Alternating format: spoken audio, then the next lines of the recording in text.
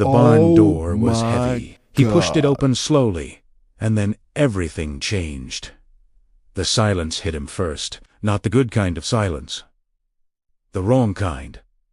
The bad kind. Usually, when Marcus opened this door, he heard sounds. He heard horses moving around. He heard them eating hay. He heard them breathing. He heard them making those soft little neighing sounds that meant they were awake and happy and ready for their breakfast. But today, there was nothing. Marcus stood in the doorway for a moment. His eyes moved slowly across the barn. He was looking for something that he could not quite name. Something was missing. Something important. His eyes landed on the stalls at the far end. The 2 stalls were empty. Not just empty, like the horses had been moved to the pasture. Empty, like they had been cleaned out completely.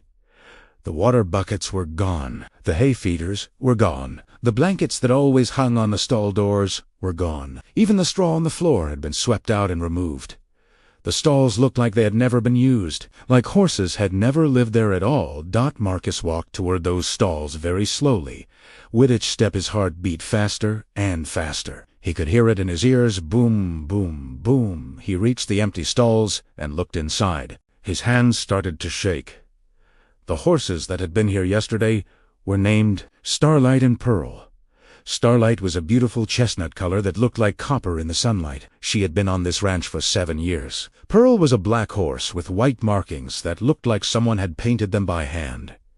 She had been here for 6 years. Both of them had been raised here since they were very young foals. Very small, very young, very innocent. They were the most beautiful horses on the entire ranch. Marcus could not understand why they would be gone. This did not make any sense at all. He ran to find Tommy. Tommy was the oldest worker on the ranch. Tommy had worked here even longer than Marcus. Tommy knew everything about horses and everything about the ranch. Marcus found Tommy in the equipment room. Tommy was organizing saddles and bridles. Tommy looked up when Marcus came in quickly. "Tommy," Marcus said. His voice sounded strange to his own ears. "The 2 fillies, Starlight and Pearl. Where are they?" Tommy's hands stopped moving. He did not look up. He did not answer. "Tommy." Marcus said again, "Where are the horses?" Tommy put down the saddle he was holding very slowly. He turned around. His face looked very tired. His face looked very sad. His face looked like he knew something bad. "Don't ask me that question," Tommy said quietly. "Don't ask me about those horses." "But they're gone," Marcus said. "I don't understand. Where would they go? William loves those horses. He talks about them all the time. Why would they be gone?" Tommy looked away. He looked out the window at the empty pasture. "Some things," Tommy said slowly, "are not meant to be understood by people like us. Some things are just William's business." Marcus had never heard Tommy refuse to answer a question before. Tommy always told the truth. Tommy always explained things. But now, Tommy was turning away from him. Now Tommy was closing the door to the conversation. Marcus left the equipment room and found Susan. Susan managed all the horses' food and health. Susan knew everything about each horse's medical history. Susan could tell you how much each horse weighed and what they liked to eat and when they needed vaccination shots. When Marcus asked her about Starlight and Pearl, Susan's eyes immediately became wet. "They're gone," she said. "Oh no, oh no, no, no. Where did they go?" Marcus asked. "I don't know," Susan said. Her voice was shaking. "I don't know. William didn't tell any of us. I only found out this morning when I went to prepare their special feed. The stalls are empty. The medical records are gone. There's no explanation." By lunchtime, every single worker on the ranch knew about the missing horses. They all had the same confused and shocked expression on their faces. They all had the same questions that nobody could answer. David, the youngest worker, kept asking if the horses had died. Did they get sick? Did something happen to them? Are they hurt? He asked over and over. Old Pete, who had worked on this ranch for longer than anyone, just shook his head. He didn't say anything at all. He just sat on a bench in the barn and stared at nothing. That afternoon, Marcus finally saw William. The old rancher was standing by the fence, looking out at the pasture. William was 73 years old. He had worked with horses his entire life. His hands were weathered and strong. His face was carved with lines from decades of sun and hard work. William looked different today. He looked broken. Marcus walked slowly toward him. He could hear William breathing. William was breathing very slowly and very deeply, like he was trying to calm himself down. "Mr. William?" Marcus said. He tried to make his voice gentle. "The horses. Where are Starlight and Pearl?" William did not turn around. He kept looking at the empty pasture, the pasture where the two fillies used to run and play every single day. "Some decisions," William said very quietly, "are not good to talk about. Some decisions hurt too much to say out loud." "But, sir," Marcus said, "I don't understand." William finally turned to look at the young man. When Marcus saw William's face, he felt his chest tighten. William had been crying. There were marks on his face, where tears had run down his weathered cheeks. His eyes were red. Marcus had never seen William cry before. "The horses are gone," William said simply, "and there is nothing I can do about it now. There is nothing any of us can do about it. So please, Marcus, I am asking you, as someone I have respected for 9 years, please do not ask me about this again." Then William walked away. Marcus stood by the fence, alone, watching the empty pasture, where two beautiful creatures used to run. And for the first time since he had started working at this ranch, Marcus felt something like real fear. Fear that something very bad had happened. Fear that William was hiding something. Fear that those two innocent horses were somewhere they should not be. That night, Marcus could not sleep. He lay in his small room and stared at the ceiling. His mind would not stop thinking about Starlight and Pearl. He thought about their beautiful eyes. He thought about the way they moved when they ran. He thought about how happy they used to look when they saw William coming toward them with treats and fresh hay. Where were they now? What had happened to them? And most importantly, why would William, a man who had loved those horses more than almost anything, just let them disappear? The questions went around and around in Marcus's mind like a horse running in a circle, around and around. Getting nowhere, understanding nothing. But Marcus made a decision that night, a decision that would change everything. He was going to find out the truth. He was going to find out what happened to those horses. He was going to find out what William was hiding, even if it meant breaking every rule, even if it meant betraying William's trust, even if it meant facing consequences he could not even imagine. Because something was very, very wrong at this ranch. And Marcus woke up was at going 5 to in the discover morning like he what always it did. was. The sun was not up yet. The sky was still dark and cold. He pulled on his old blue jacket and stepped outside into the crisp autumn air.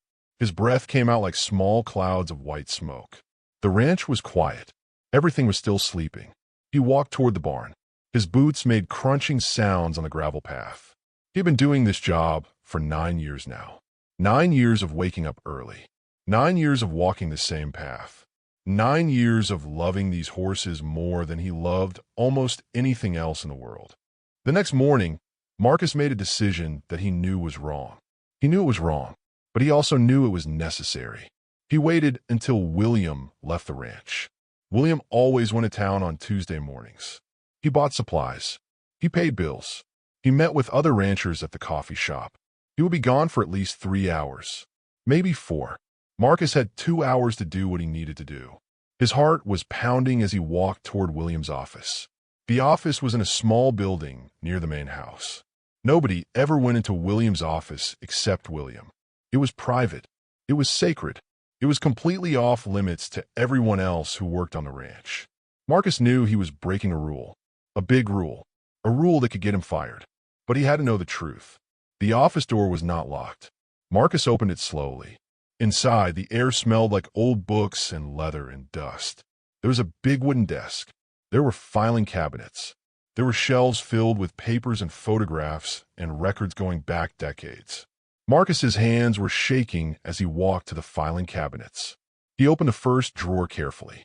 It was full of old ranch records, bills from years ago, equipment purchases, feed orders, nothing that would help him understand what happened to the horses. He opened the second drawer. This drawer had veterinary records, Marcus's heart started beating faster. He pulled out the folder labeled Medical Records, Current Horses.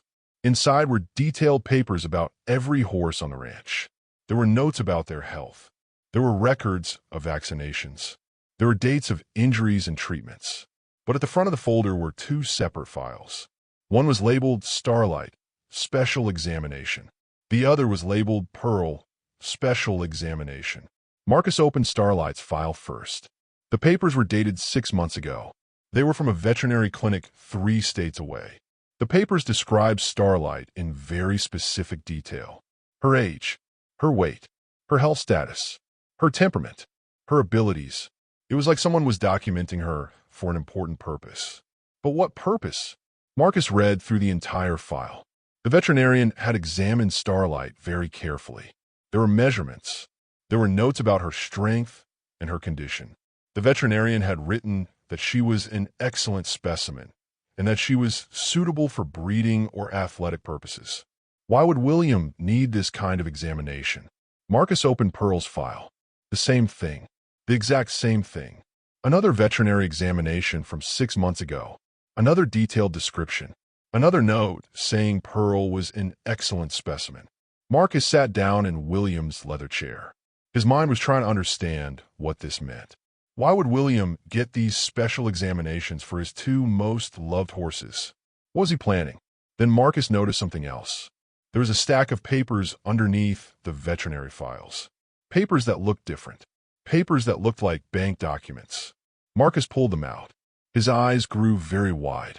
There were 4 bank transfers. For separate transactions. Large amounts of money. Very large amounts of money. The money had been transferred into William's account. Not out of it. Into it. The dates were spread out over the past year. The most recent one was from 2 weeks ago. Marcus did the math in his head. The amounts added up to more than $150,000. $150,000. Where would William get that kind of money? Why would he receive that kind of money in 4 separate payments? Unless he was being paid for something. Marcus's stomach felt sick. He kept looking through the papers. Behind the bank transfers, he found something else. A letter from a bank. The letter was dated 4 months ago. The words on the letter made Marcus feel like the room was spinning around him. The letter was about a loan. William had taken out a large loan from the bank 47 years ago. The letter said William had paid the loan back on time. Every single payment for 47 years had been made on time. Every single one. But the bank was calling in the loan. They wanted all the money back. Immediately. They were threatening to take the ranch if William did not pay them back very soon. It was a final notice before legal action. Marcus read the letter 3 times. Each time, the words seemed to get heavier and heavier. The bank was going to take William's ranch. The ranch that William had spent his entire life building. The ranch that he loved more than almost anything. The ranch where Starlight and Pearl had been born and raised. The bank was going to take it all away. Unless William could pay them back immediately. Unless William could find a way to get a lot of money very quickly. Marcus looked at the bank transfers again. He looked at the veterinary examinations again. He looked at the dates. The veterinary examinations had been done 6 months ago. Right after that, the first bank transfer had arrived. Then another transfer. Then another. Then another. The pieces were clicking together in Marcus's mind. William had sold Starlight and Pearl. That was the only explanation that made sense.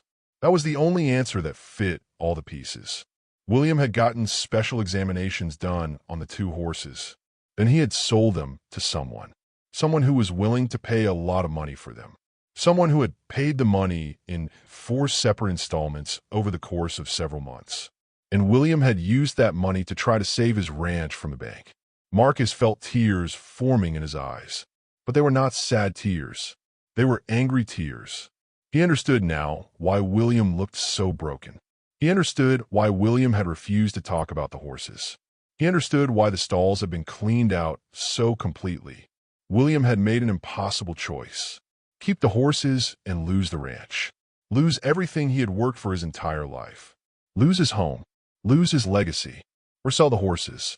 Sell the 2 creatures that he loved more than anything. Sell them to save the ranch. And William had chosen the horses. He had given up Starlight and Pearl to keep his ranch alive. But there was still something that did not make sense. If William had sold the horses to save the ranch, why was he so ashamed? Why would he not just explain that to his employees? Most of them would have understood. Most of them would have felt sympathy for him. Most of them would have known that he had made an impossible choice and that there was no good answer. Unless the horses had not gone to a good home. Unless William knew something about where the horses had gone that made him feel ashamed. That made him feel like he had done something terrible to them. Marcus looked at the bank transfer papers again. The payments had come from different accounts. Different sources. The names on the transfers were vague. Westland Enterprises. Horse Trading LLC. Phoenix Equestrian Services. They could mean anything. They could be legitimate breeding operations. They could be riding schools. They could be anything. But they could also be something much worse. Marcus put all the papers back exactly where he had found them. He tried to arrange everything so that William would not know anyone had been in his office. Then he walked out slowly and closed the door behind him. His mind was racing. His heart was pounding. He now understood why the horses were gone, but he did not understand where they were. And he did not understand why William looked like his heart had been completely broken. That afternoon, Marcus went to town. He went to the library.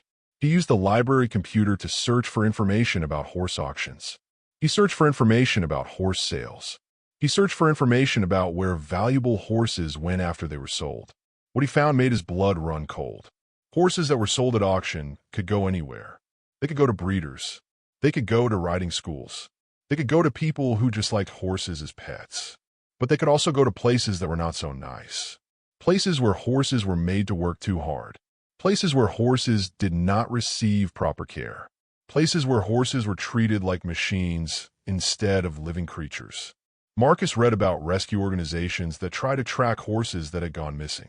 He read about horses that had been abused or neglected after being sold. He read terrible stories about what could happen to a horse after it left its original home. That night, Marcus made a phone call. He called the veterinary clinic whose name was on the examination papers. He asked if he could speak to the veterinarian. When the veterinarian got on the phone, Marcus asked carefully, "I'm calling about 2 horses that you examined 6 months ago. They were named Starlight and Pearl. I need to know who paid for those examinations. I need to know where those horses went." The veterinarian was quiet for a moment.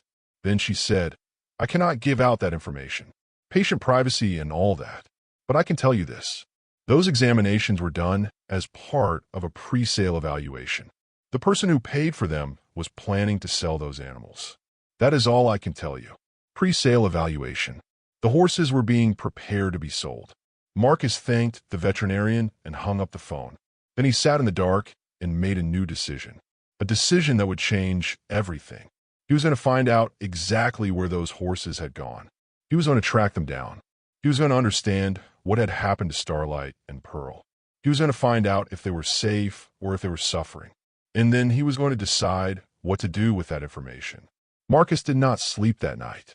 He spent the entire night on the computer, making phone calls, searching the internet, following leads that seemed to go nowhere. But somewhere out there, 2 beautiful horses were alive, and Marcus was going to find them, even if it took the rest of his life. 3 days passed. 3 days of Marcus pretending he did not know anything. 3 days of Marcus watching William walk around the ranch like a man who was carrying something so heavy he could barely stand up. 3 days of Marcus watching Tommy and Susan and David and Pete all trying to act normal while everyone knew something terrible had happened. On the 4th day, Marcus could not keep quiet anymore. He told Tommy first. Marcus found Tommy cleaning equipment in the barn. Marcus looked around to make sure nobody else was listening. Then he told Tommy everything. He told him about going into William's office. He told him about the bank foreclosure letter. He told him about the veterinary examinations. He told him about the bank transfers. He told him that William had sold Starlight and Pearl to save the ranch. Tommy's hands stopped moving. Tommy did not say anything for a very long time. Then Tommy sat down on a wooden bench. He put his face in his weathered hands. His shoulders started to shake. Tommy was crying. Real tears. Real sobs. "I knew it," Tommy said when he finally could speak. "I knew something like that had happened, but I did not want to believe it. I did not want to think that William would ever have to make such a choice." "We have to find the horses," Marcus said. We have to find out where they went. We have to bring them back. Tommy looked up at Marcus. His old eyes were filled with pain. You do not understand how this works, boy. When William sold those horses, they became someone else's property. We cannot just take them back. We cannot just go somewhere and bring them home. Then we have to convince William to buy them back, Marcus said. We have to help him. All of us together. We have to find a way. Tommy was quiet again. Then he nodded slowly. You are right. We need to tell the others. We need to work together. This is too big for just one person. That afternoon, Tommy called a meeting. He told Susan and David and Pete everything that Marcus had discovered. He told them about the bank crisis. He told them about the sale. He told them that William had made an impossible choice and that now they needed to make their own choice about what to do. Susan's face became very pale. The horses, she whispered. Where are they? Are they safe? Are they being taken care of? That is what we need to find out, Marcus said. We need to find out who bought them. We need to know where they are. David, the youngest worker, was angry. We need to go talk to William right now. We need to tell him that we know what he did. We need to tell him that we will help him get the horses back. It is not that simple, Tommy said. But he was already standing up. But you are right. We need to talk to him. We need to let him know that he does not have to carry this alone. That evening, all 5 employees walked to William's house together. They knocked on the door. William opened it slowly. When he saw all 5 of them standing there, his face changed. He knew immediately that they had discovered his secret. We know, Marcus said simply. We know about the bank. We know about the horses. We know that you sold them. William's face became white. He looked like he might fall down. He held onto the door frame to keep himself steady. Please, William said, please do not judge me. You do not understand what I was facing. You do not understand how desperate I was. Let us come inside, Tommy said gently. Let's talk about this. William stepped aside. They all walked into his house. It was a simple place. Everything in it was neat and organized. But there were photographs everywhere. Photographs of horses. Photographs of William with horses. Photographs of Starlight and Pearl as foals, as young horses, as beautiful adults. William sat down in a chair.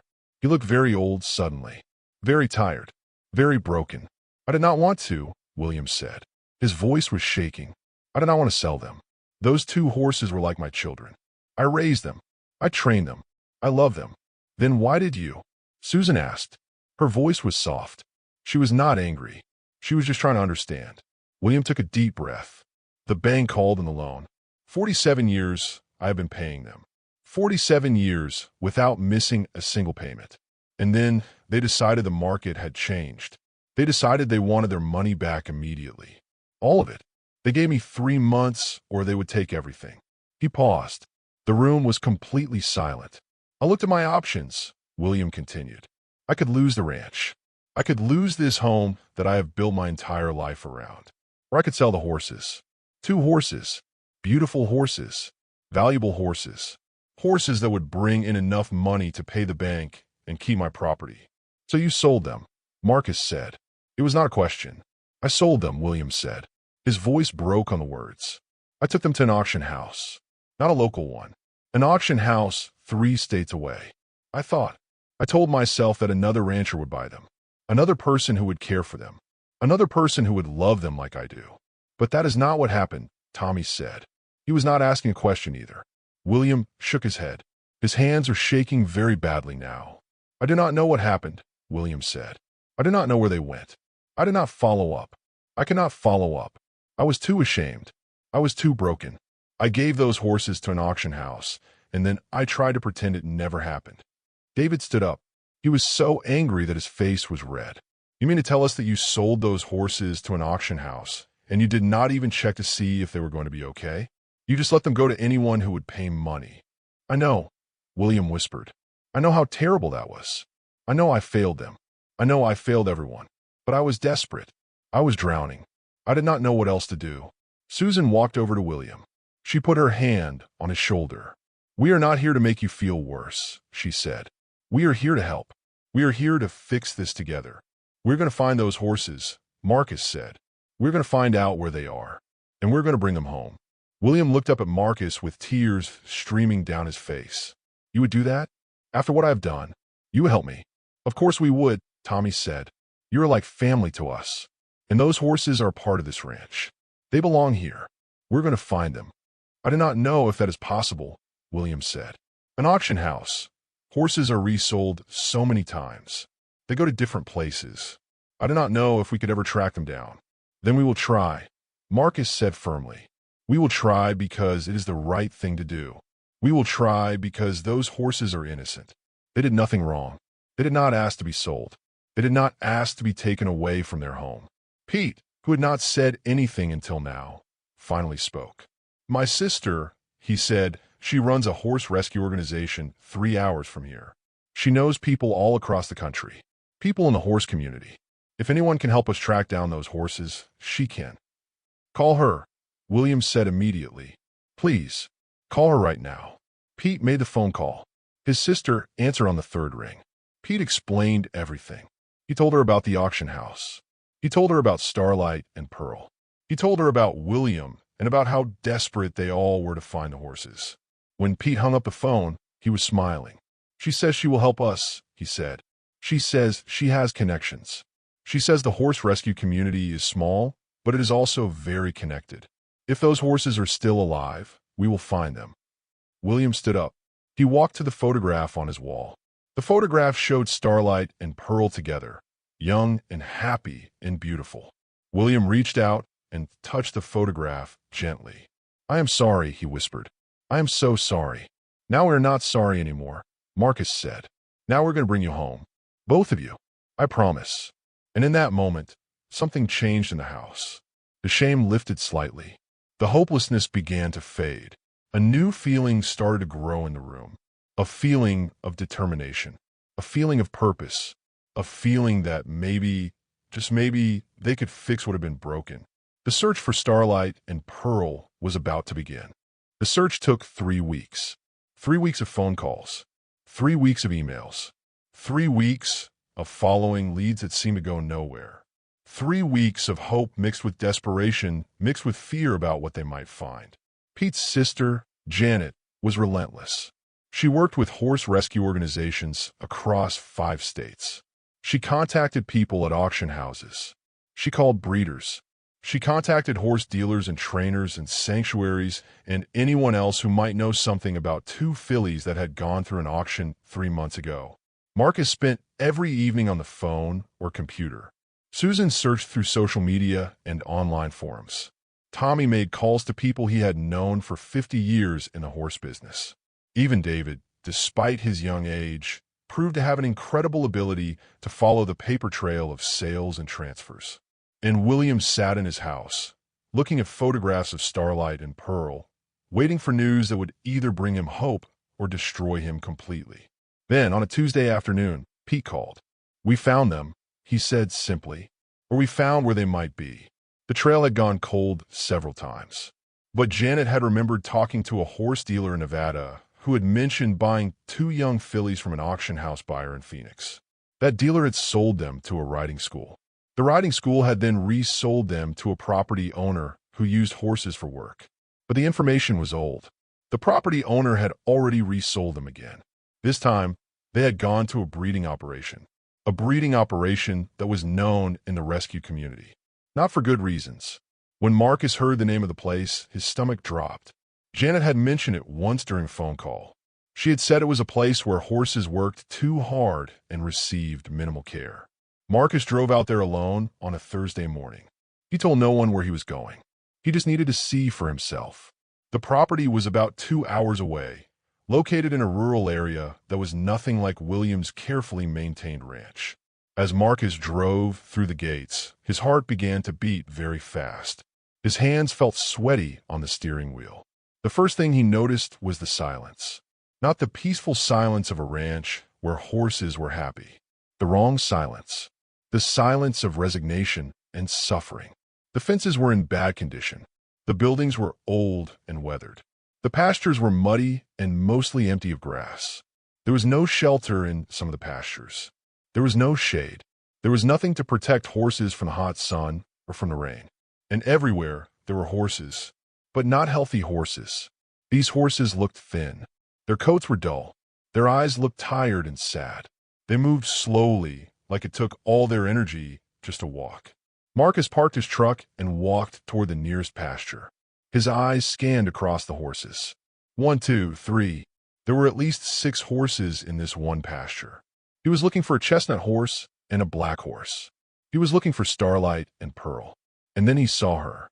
At first, he was not completely sure. But when she lifted her head, Marcus knew. It was Starlight. But it was not the Starlight he remembered. This horse's coat was dull and matted. Her ribs were visible beneath her skin. She was limping on her back left leg. There were marks on her side and neck that looked like they had been made by something rough. Like a whip, like a rope pulled too tight. Starlight looked at Marcus for a moment, but there was no recognition in her eyes. Just exhaustion, just pain, just the empty stare of a creature that had learned to accept suffering as normal. Marcus felt tears forming in his eyes. He called out to her gently, "Starlight? Hey girl, it is me. It is Marcus."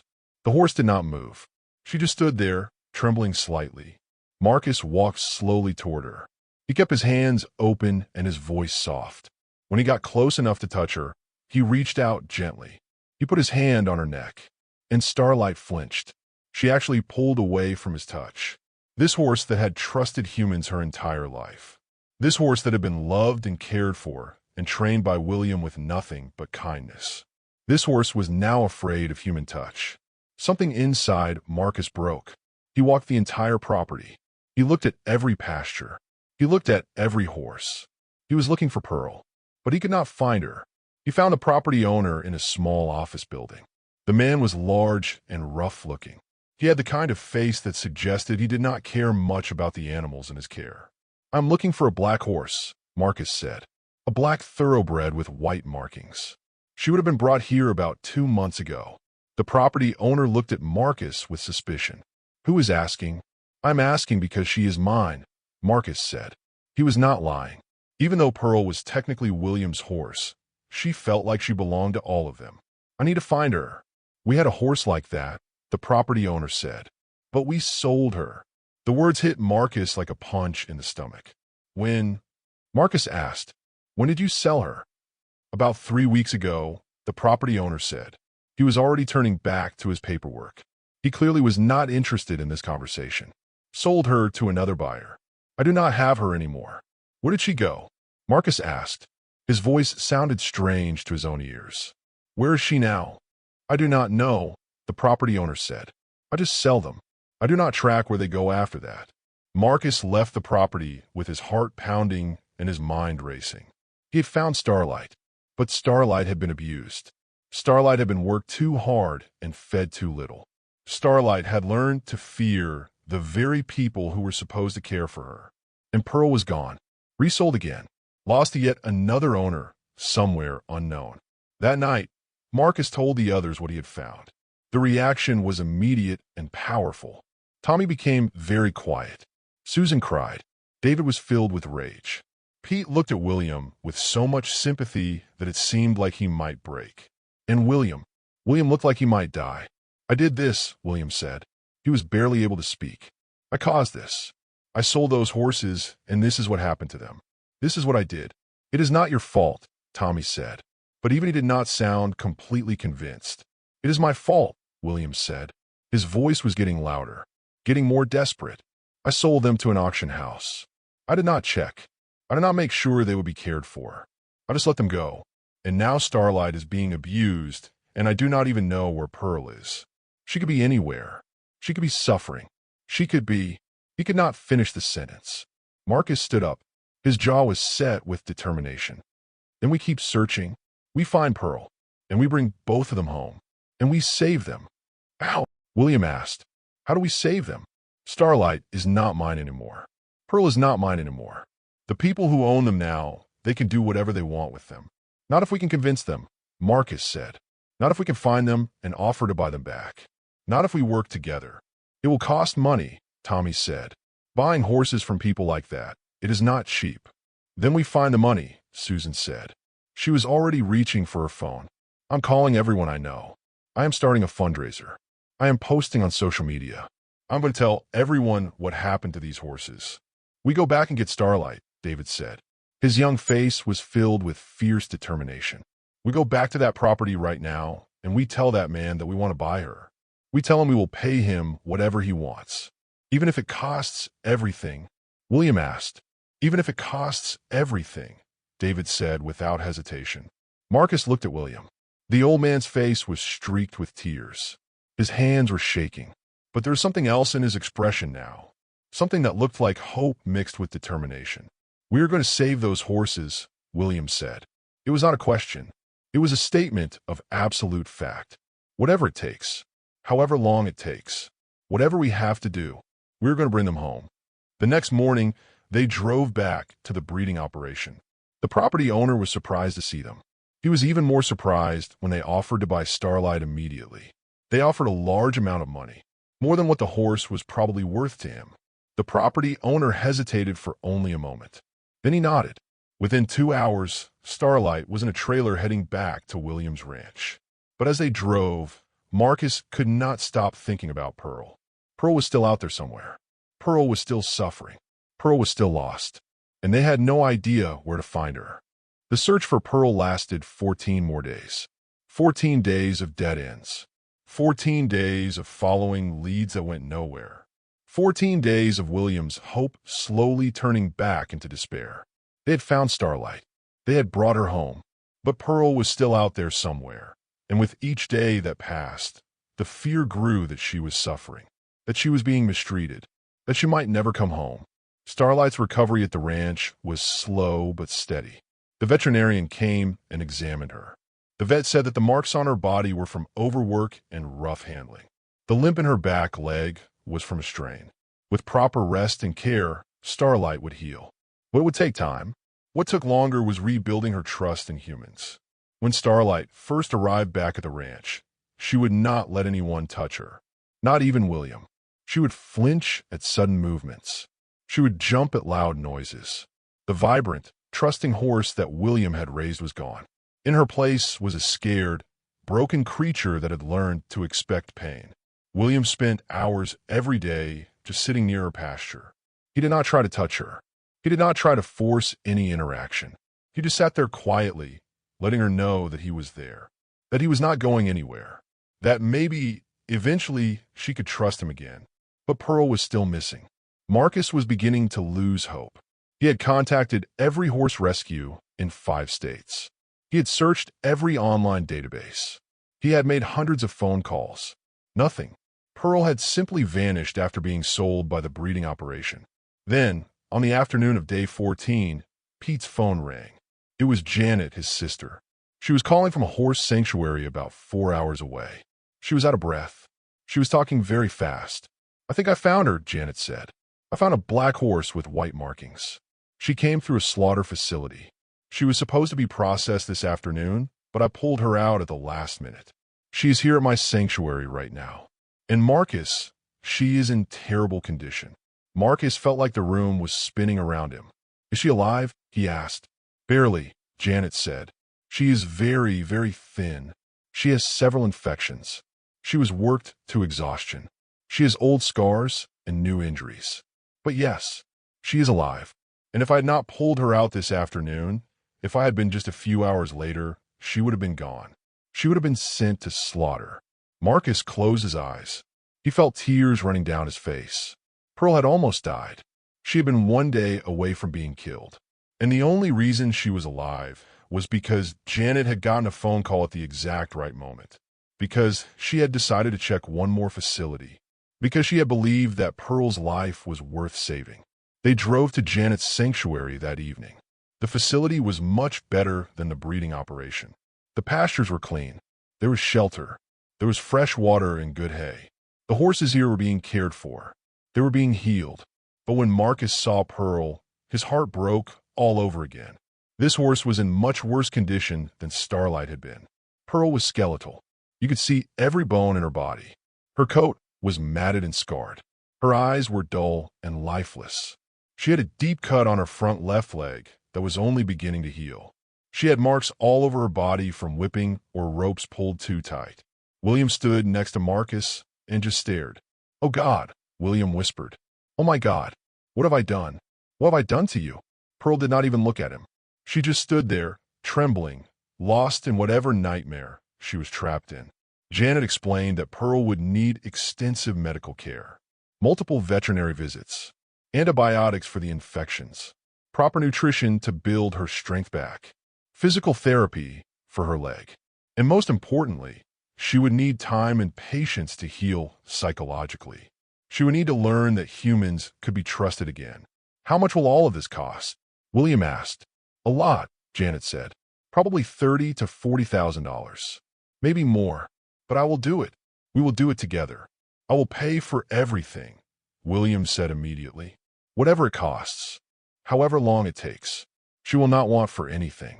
Over the next 3 weeks, Pearl received intensive veterinary care. Her infections were treated. Her leg began to heal. Her body slowly began to gain weight as she ate proper food for the first time in months. And slowly, almost imperceptibly at first, her eyes began to show signs of life again. Then came a day when both horses were ready to come home. Starlight had been healing for 3 weeks. She could walk without limping now. Her coat was beginning to shine again. Most importantly, she was beginning to trust again. She would let William touch her now. She would eat treats from his hand. She would stand next to him in the pasture. Pearl had been healing for 3 weeks as well. She was still very thin. She still had scars. She still flinched at loud noises. But she was alive. She had survived when she should have died. The entire community came to witness the moment when both horses came home. The local news showed up. The story had spread through town and through the region. People knew about William's sacrifice. People knew about the team's dedication. People knew that 2 innocent creatures had been given a second chance at life. William opened the pasture gate. Starlight walked out first. Her stride was steady. Her head was up. She moved toward the grass and began to eat. She was home. She was safe. She was free. Then Pearl walked out. She was moving slowly, carefully, like she was not quite sure if what she was seeing was real. Like she was afraid that at any moment this dream would end and she would be back in that place of suffering. Starlight lifted her head when she saw Pearl. The 2 horses looked at each other for a moment. Then Starlight walked over to Pearl slowly. And Pearl did not run away. Pearl did not flinch. Pearl allowed her old companion to come close.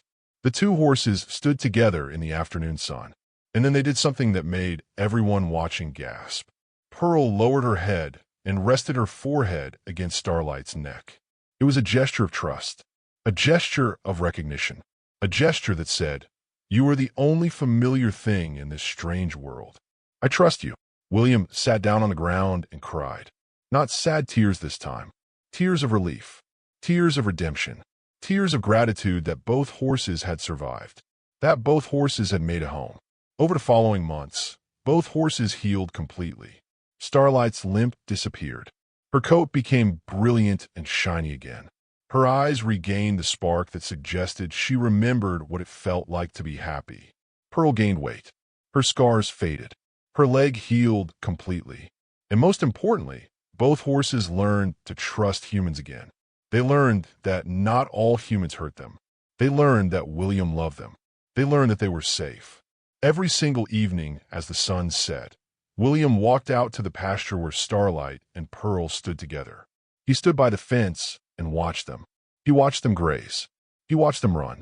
He watched them play. He watched them live their lives. And he made a silent promise to himself that he would never let another horse suffer the way these 2 had suffered. The story spread beyond the small town. News outlets picked it up. Social media shared it. People from all over the country began to care about these 2 horses that they had never met. More importantly, people began to talk about the horse auction industry and the need for better regulations and better protections for animals. William used his story to become an advocate for animal welfare. He told his story to anyone who would listen. He talked about the impossible choice he had faced. He talked about the consequences of that choice. He talked about the importance of protecting innocent creatures from suffering. And he established a trust fund, a large trust fund, that would ensure that no horse on his property would ever be sold except to a verified sanctuary or an approved owner. His will was changed. His property would be protected. His legacy would be about saving horses, not abandoning them. But more than anything, William's redemption was written in the eyes of Starlight and Pearl. They had learned to forgive. They had learned to trust again. They had learned that even when the worst happened, even when they were separated from everything they loved and subjected to suffering beyond what any creature should endure, there was a possibility of return, a possibility of healing, a possibility of home. On a quiet morning, when the sky was just beginning to turn pink with the coming sunrise, William stood at the pasture fence and watched his two horses. Starlight was grazing near the oak tree. Pearl was running in circles, her powerful legs moving freely, her body strong and healthy. The horse never ran again the way she did before the suffering. But she never feared humans either. And that was the real miracle. Not that they had been found, but that they had come home, that they had learned to forgive, that they had discovered that love could heal almost anything, that they had survived the worst and still chosen to trust. Because sometimes the most powerful story is not about the person who makes the mistake. Sometimes it is about the creatures who have the strength to forgive that mistake. Sometimes it is about the grace that exists in the most innocent and beautiful souls. Starlight and Pearl had learned this grace. And because of them, William had learned it too. The end.